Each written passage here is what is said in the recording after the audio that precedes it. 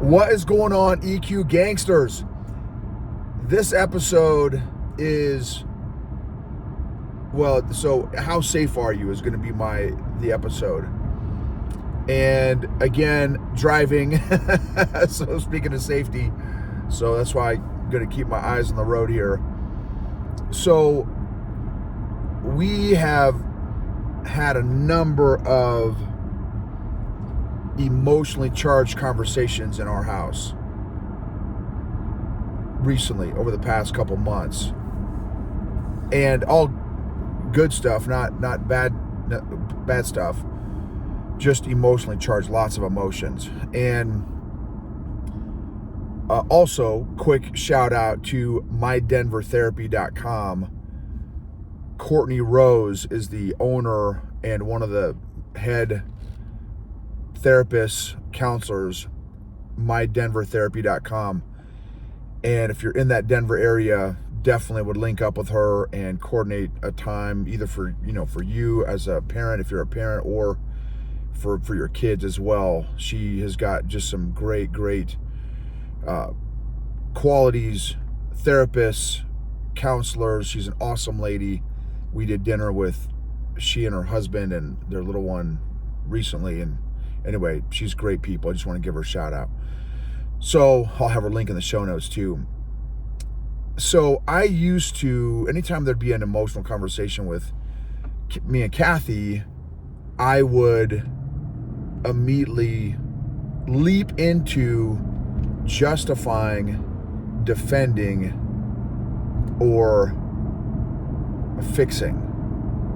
Justifying, defending, or fixing. So anytime there'd be an emotionally charged conversation, that, like, almost literally, if I felt Kathy being emotional, and it was a survival mechanism. Literally, it was a survival mechanism because of my insecurity, my high insecurity, and my low EQ. I would, again, as soon as I felt her being emotionally charged or having lots of emotions, I would immediately put up my emotional Fort Knox walls so that I would be safe, or I would feel safer. So again, I would leave, and those walls, what those walls look like is justifying, defending, or fixing. It wasn't about Kathy, it was about me. And so even though I would have told you at the time, 4 years ago, oh man, I'm a great listener, listening was not one of my priorities when my survival mechanisms and coping mechanisms kicked in, if she was emotional. And again, I would almost do the same thing with our daughter as well. And now I've had, fortunately, I have had lots of practice, because there have been a number of things that have led to, Kathy being more emotional. And again, not in a bad way, not anything between us. Raising a teenage daughter. I think I told you before, we're potentially in the process of moving or not. There's business stuff. Are we going to scale? Are we not going to scale? A lot of big things that, emotions get involved. And so, and then there's in the US, I know some of my awesome listeners are around the globe. We've got some from Australia. Shout out to the Aussie peeps. And so, and other parts of the globe. But in the US, there's a lot of, I will say this is going to be very relative, obviously, because some countries would laugh at this comment. So again, consider my perspective here. They are more unstable. Things in our country are more unstable than they have been in the recent past. So, so anyway, or maybe I'm just now more aware of a lot of our country's dysfunction. And so there's that. There's a lot of stuff, a lot of big rocks on the emotional stress plate that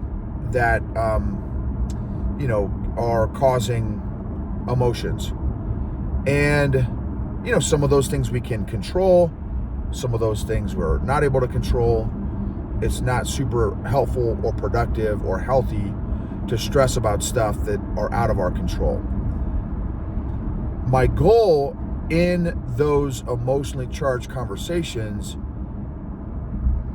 crazily has never been, what does this other person need right now? I've never asked that question before my emotional growth journey. What does Kathy need right now? So she's expressing some emotions, maybe expressing some concerns about one of our big stress rocks that are going on right now. And so what does she need right now in this conversation, in this moment? Emotionally, not even like, again, because my default would be, well, I know what she needs. She needs me to solve her problems for her. She needs me to fix all her issues. Well, now, because we're having lots of opportunities to talk through some of these emotionally charged conversations, it's really giving me a lot of great reps with just shutting up and listening. And also practicing what I preach, because with my coaching clients, and I'm getting a lot of reps with that as well. Thank God. I'm probably averaging, probably 3 to 5 coaching sessions a day. Some it's 6 to 7 coaching sessions a day. So I'm getting lots of practice of just validating and affirming Kathy's emotions. So, and my daughter's emotions too. She's a teenager. She's got a lot going, quite a bit going on, and decent amount going on. And so just practicing validating and affirming the people in my life's emotions. And notice, part of that validating and affirming is not agreeing. You don't have to agree with somebody in order to validate and affirm their emotions. And I think at one point in my life, I thought it did. Well, crap, if I validate and affirm my wife's emotions, that means I have to agree with what she's feeling and saying. Well, no, that's not. I can disagree. I can have another opinion. I can feel differently. I don't have to. The other thing is, because I'm healthier emotionally, I also don't have to take on her emotions. So if she is feeling stress and anxiety about something, I used to be, because empathy is one of my strengths, but what that looks like when you're emotionally unhealthy, that our strengths can become weaknesses. And my empathy would almost be, I would do empathy anxiety, right? Where I would match whatever their emotion is because of my empathy, because I really wanted them to understand that I understood how they're feeling. But now I realize that I can empathize and validate and affirm my client's emotions, my spouse's emotions, my child's emotions, without having to match their emotions. I can empathize, I can understand, I can affirm, I can validate, I can ask clarifying questions to really make sure I understand those emotions, but I don't have to assimilate their emotions. I can have emotional boundaries in those emotional conversations and continue to stay level-headed and stable and predictable and safe and non-threatening and unemotional, not unempathetic, unemotional. I can still truly understand, again, and validate and affirm without having to emotionally go south also, right? Go in the emotional pit, so to speak, with them. And so it's been awesome. It's been awesome. And what would potentially turn into an argument, now it's not turning into an argument because I'm immediately trying to either defend or justify or fix whatever my wife is sharing or expressing. Now I'm truly just yeah, that sucks what you're feeling. Man, that would be very frustrating. I can see why you would feel that way, why you would feel upset or anxious or concerned or stressed or whatever those emotions are. Lonely, disappointed, sad, mad, whatever those emotions are, and just empathize. That's tough. That is based on what you are expressing to me. That's challenging. That is not easy. That's tough. Those are some big, challenging, tough, difficult emotions. Tell me more. What else are you feeling? Where do you think that's coming from? What do you think may be leading up to some of those emotions? How long have you been feeling those emotions? What have you found to be some helpful ways to process those emotions? And in no way do I want to communicate judgment. Do I want to communicate that she's right, that she's wrong in feeling these emotions? And again, this is not just for my wife. Again, this is for my daughter. These are for the leaders that I coach. This is for my friends.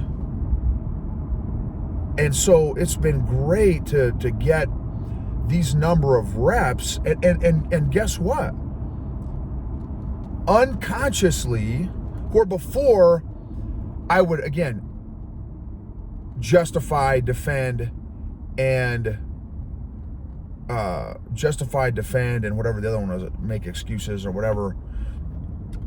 And I would contribute to the emotional equation and the emotional environment that my wife is already bringing to the table, or somebody else would be bringing to the table, and now I'm not contributing to that emotional atmosphere anymore. Now, just by me affirming and validating how my wife is feeling, it's been crazy, and I don't even know if she's been aware of it, but it has absolutely helped her process and deal with some of these big, tough emotions. And I've been saying many, many times, the healing power of just validating and affirming somebody's emotions. There's so much healing power in just seeking to understand.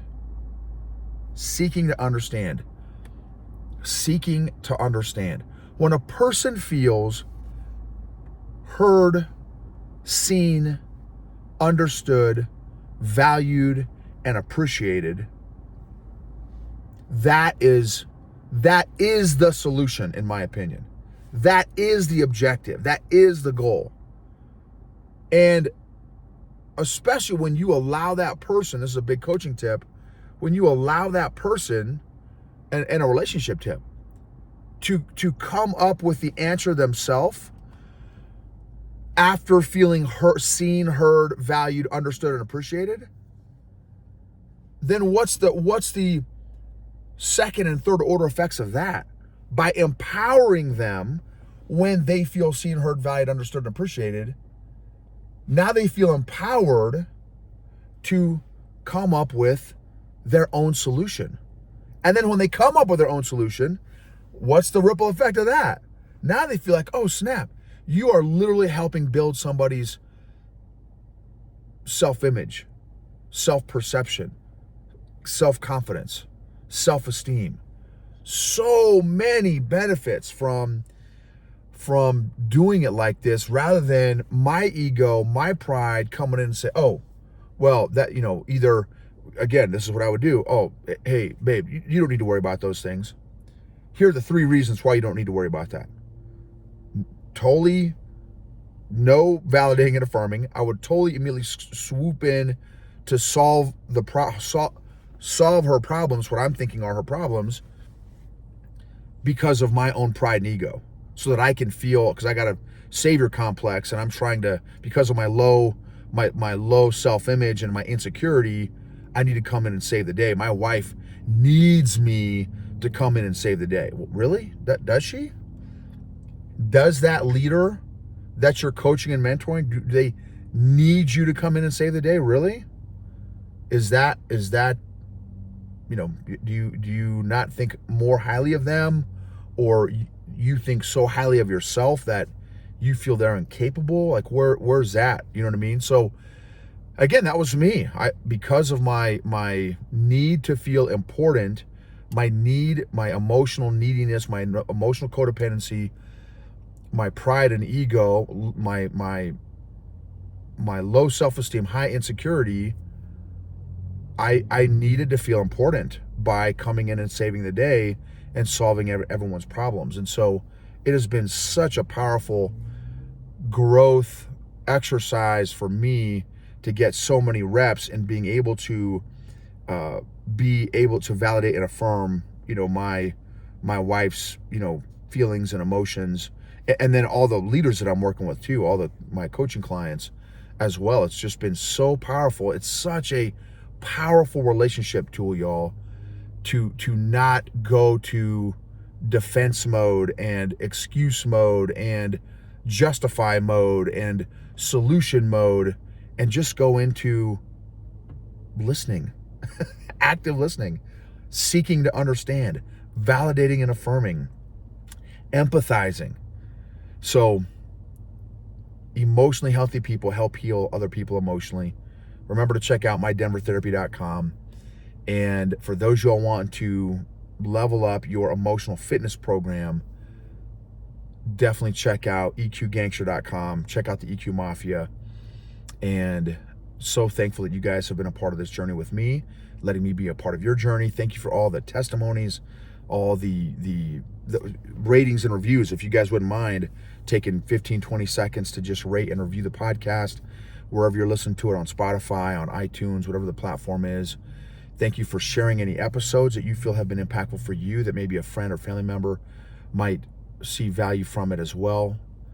Just thank you. It's been a blessing, and so thankful to continue to be on this journey with you guys as well. Emotionally healthy leaders help create emotionally healthy cultures and organizations, which lead to optimized and maximized impact, performance, and results.